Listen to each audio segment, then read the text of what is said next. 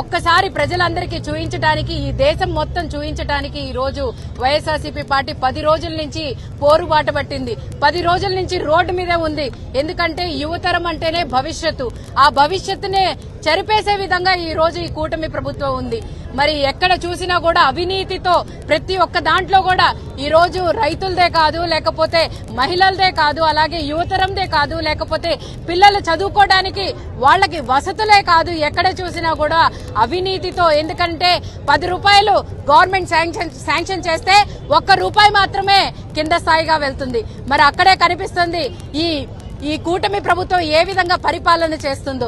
అలాగే ఇంకొక మంచి విషయం అర్థమవుతుంది ఏంటంటే, ఈ కూటమి ప్రభుత్వానికి ప్రతి ఒక్కసారి వైఎస్ఆర్సీపీ పార్టీ రోడ్డు మీదకు వస్తేనే మేం చేస్తాము అంటే వాళ్ళని గుర్తు తేవాల్సిన బాధ్యత వైఎస్ఆర్సీపీ పార్టీ తీసుకుంది. ఖచ్చితంగా ఈ మాటకు ఎందుకు చెప్తున్నానంటే, డిఎస్సి 2026 నోటిఫికేషన్ అక్టోబర్ లో రిలీజ్ చేసింది.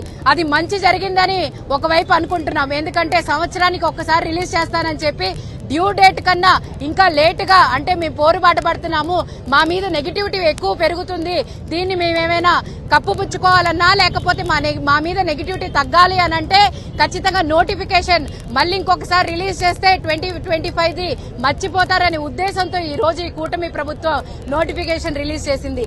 అలా అయితే మేము ఒక్కటే చెప్తున్నాం, వైఎస్ఆర్సీపీ పార్టీ జగన్మోహన్ రెడ్డి గారి నాయకత్వంలో జగన్మోహన్ రెడ్డి గారు ప్రజల వంటిన ఏ విధంగా ఉన్నారో అదే విధంగా ప్రతి రోజు కూడా రోడ్డు మీద ఉండడానికి మేము సిద్ధంగా ఉన్నాం.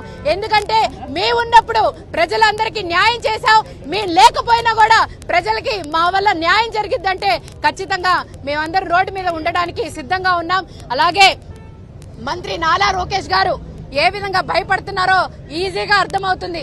సిబిఐ ఎంక్వైరీ వేస్తాము, సిబిఐ ఎంక్వైరీ వేయించుకుంటే దాంట్లో స్పష్టంగా అర్థమవుతుంది ఏ విధంగా అవినీతి జరిగింది అని చెప్పి మేము చెప్తా ఉంటే, మీరు నిజంగానే తప్పు చేయలేదు, దీంట్లో అవినీతి జరగలేదు అని అంటే ఎందుకు నారా లోకేష్ గారు భయపడుతున్నారని చెప్పి మీ అందరినీ తెలియజేస్తున్నారు. ప్రజలందరూ మేలుకోండి, ఇకనైనా ఈ కూటమి ప్రభుత్వం చేస్తున్న అరాచకాల్ని మేము చూపిస్తున్నాం, అది చూడండి. రానున్న రోజుల్లో వాళ్ళకి బుద్ధి చెప్పే సమయం ముందుందని చెప్పి తెలియజేస్తున్నాను. Thank you.